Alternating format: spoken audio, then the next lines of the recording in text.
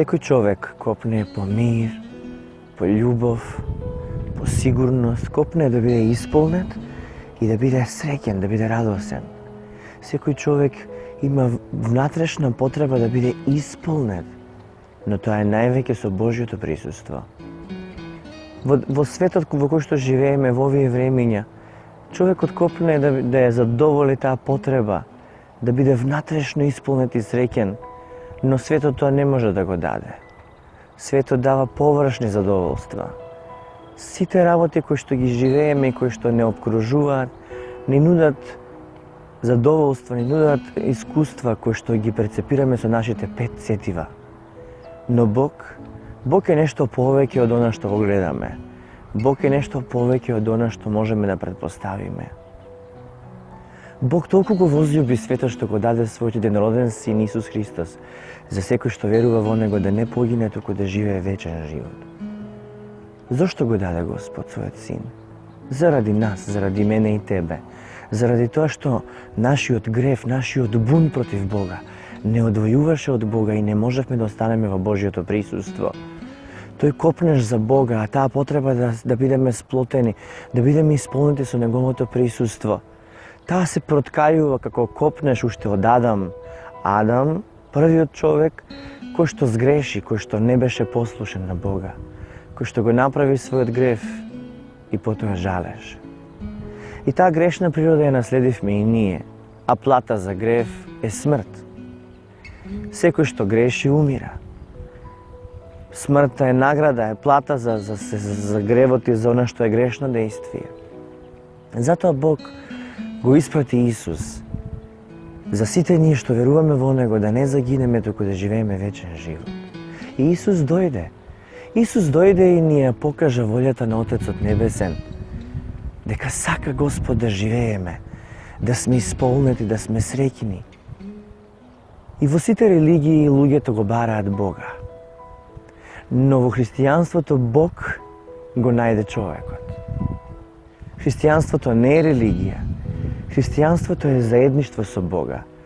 Кога човек ќе поверува во Бога, кога ќе го прими Исус за свој Господ и Спасител, кога ќе поверува во она што Исус го направил за сите нас, а тоа е откуп за гревовите, ослободување од проклетството, спасение, исцеление. Умре на крстот за нас, беше погребан и на трет ден воскресна.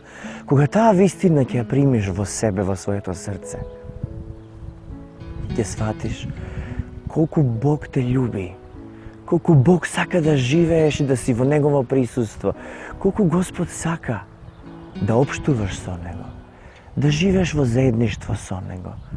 Ако ние живееме во заедништво со Исус, Неговиот Син, ако сме водени од Неговиот Син, ако го познаваме Неговиот Син и Тој живее во нас и владее со нас, тогаш ние ќе го слушаме Неговиот глас.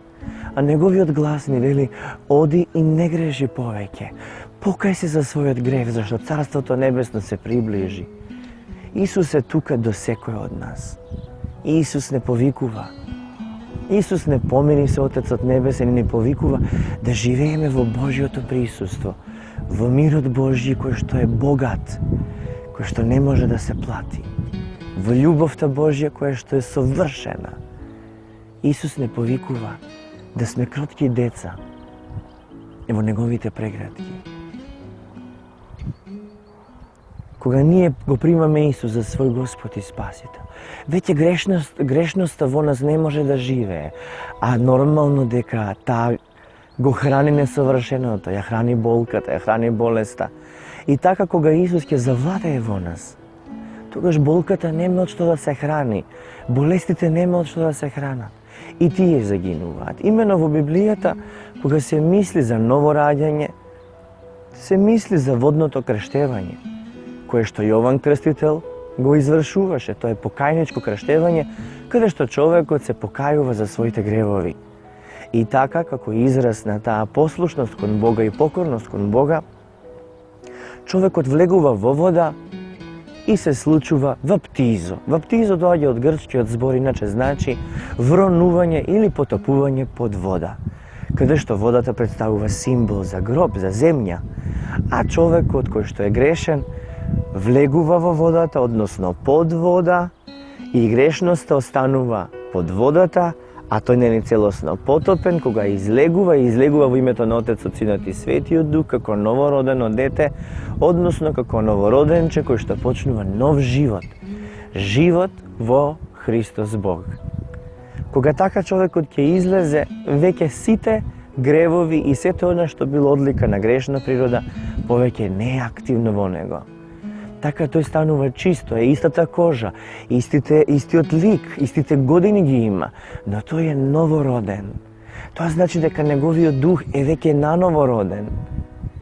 Тоа значи дека Божјото присуство веќе е тука, ти си помирен со Бога преку Исус, бидејќи си го примил Исус за свој Господ и Спасител, односно Исус кој те помири со Отецот.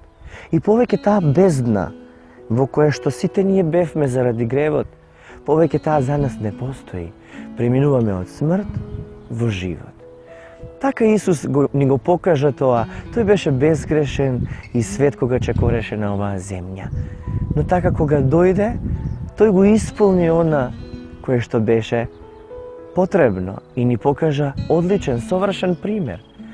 Исус не отиде во реката Јордан кога беше мало бебе. Исус отиде кога беше возрасен, скоро 30 годишен маж.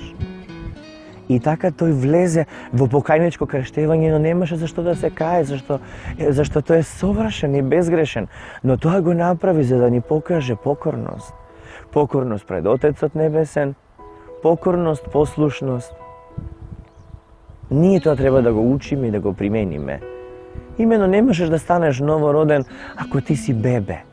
Ако ти не знаеш што е грев, не знаеш што Исус направил за тебе, ако тоа не го исповедаш пред Господа и кажеш: Господе, грешен сум, се покајувам за гревот, прости ми.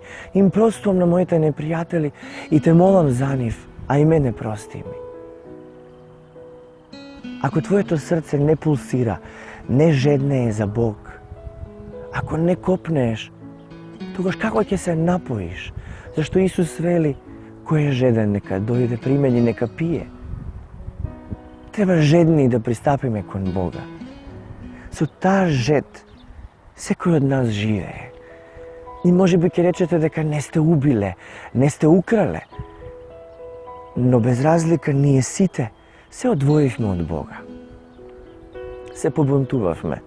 Започнавме да живееме по своето. Започнавме да прецепираме како што ние мислиме дека треба така, дека постојат нештата и дека така треба да се действува.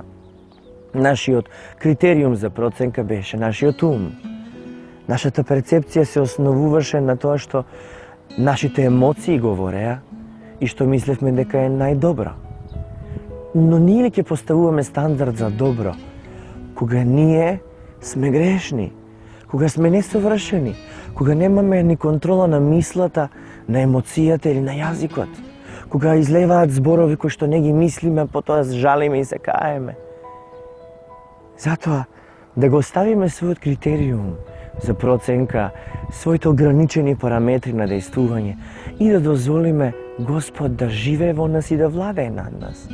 Да дозволиме да сме мир, да се претопиме во Него, да постанеме нови, да се идентификуваме со нов Христоподобен карактер, како Негови деца, како што пишува во Словото, на сите оние кои што поверува во Неговото име, им даде сила, им даде власт да станат Божји деца. Ако јас знам сега дека сум Божјо дете, јас знам дека мирот во мене не е мој, бидејќи јас се смирив, туку заради тоа што Бог ме помири со Него, преку Неговиот Син Исус. И знам дека телото што го живеам веќе во мене, не го живеам за себе и не го живеам за да вршам повеќе грев. Туку го живеам заради Господ, заради Исус.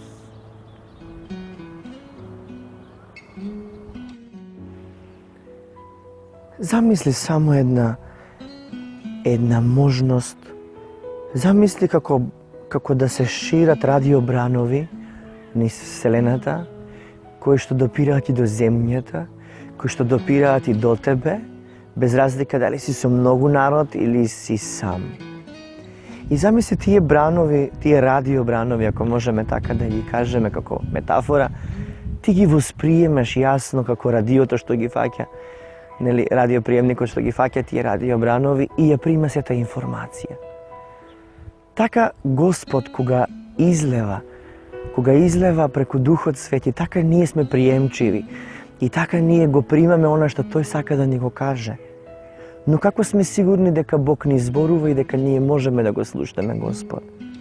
Па нашето срце е како радиоприемник. Нашето срце веќе е подесено. Кога нашето срце е ослободено и разрешено од гревот, кога од нашето срце сме исповедале што ни е грев и сме се покаяле за гревот и сме простиле, а сме побарале од Бога прошка и за нас, тога што е веќе исчистено и веќе Бог го подесил да биде восприемчиво на Неговата љубов, на Неговиот глас. Исус вели, моите овци го познаваат мојот глас. И ние кои што сме Исусови следбеници, и ние кои што ја познаваме Неговата љубов и кои што ја примаме вистината Божја, а таа нели не ослободи, наша должност е ние да бидеме во постојана покорност, во единство и заедништво со Бога, примајќи она што е Божјо, Неговиот глас, слушајќи го и извршувајќи го она што му е Него по волја. Така и да не знаеме, Бог знае. Така и да не можеме, Бог може. Така и да немаме сили, Господ ни дава сили за да чекориме, да трчаме по Неговиот пат, да го носиме својот крст секој ден по Него, со вера, со надеж, со љубов. Како што секој човек го прима Исус и верува во Него, како што секој човек го направил тој избор да биде новородено дете, така секој човек едноставно е да сака да зборува со Бог и ќе го слуша Божјиот глас. И кога сме новородени, кога веќе имаме пастир и кога веќе не сме загубената овца, туку сме најдените и прибраните, тогаш се разбира дека пастирот кога вика тргни по овој пат, ние ќе одиме по тој пат и ќе го слушнеме и нема да се чувствуваме несигурни како претходно, кога се чудевме накаде да одиме, налево, надесно, право или назад. Така секој човек се чувствува изгубен, се подпираше на себе си, но кога Исус е со нас, кога Бог е со нас, тогаш нема ништо против нас. И во тој мир, и во таа тишина, можеме да го слушнеме Господовиот глас, кој што ни вели, ти си моје чедо, јас те спасив. Ти си моје дете и го имам најдоброто за тебе. Не се плаши повеќе. Јас ти давам мир. И може да има илјадници околу нас. И може да има ситуации на големи немири, кои што нашите пет сетива го регистрираат и не вознемируваат во срцето. Но на престолот на нашиот живот, штом владае Исус, тогаш нема да се потпреме на она што ни го кажуваат очите, ушите, нашите основни сетива. Туку ќе се ослониме на Бога, на Неговото присуство, на Неговите ветувања кои што се најдобри за нас, кои што се богатство за нас, кои што ни даваат во изобилие. Ќе живееме како сведоци на Бога, сведоци на Неговите чуда. Јас верувам дека и јас и ти сме повикани да сме сведоци на Неговата совршена прекрасна љубов, сведоци на Неговата благодат која што се излева врз нас секој ден. Вдиши ја, прима ја во тебе. Абсорбирај ја низ твоите пори и длабоко во твоето срце слободата на Духот, што Исус ти ја дава. Исус е жив и не повика и нас во живот. Слава на Господ Исус Христос.